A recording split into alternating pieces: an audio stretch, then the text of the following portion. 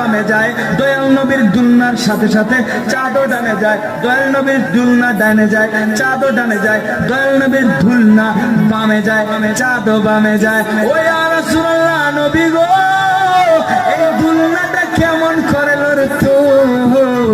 আমার নবী বলে, পাগলেরা রে, আমার আল্লাহ পাক রব্বুল আলামিন আমার খেলার সাথী বানিয়েছে হযরতে জিবরাইল আলাইহিস সালাতু ওয়াস সালামকে, আর খেলনা বানিয়েছেন চাঁদকে। জুড়ে বলে সুবহানাল্লাহ।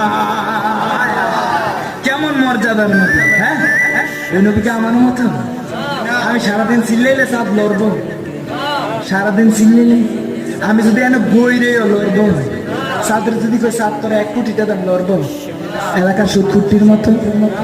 আর কথা বলা না, সুদ খায় আছে না নাই? চাঁদ কি সুদ খায়? ঘুষ খায়? হারাম খায়?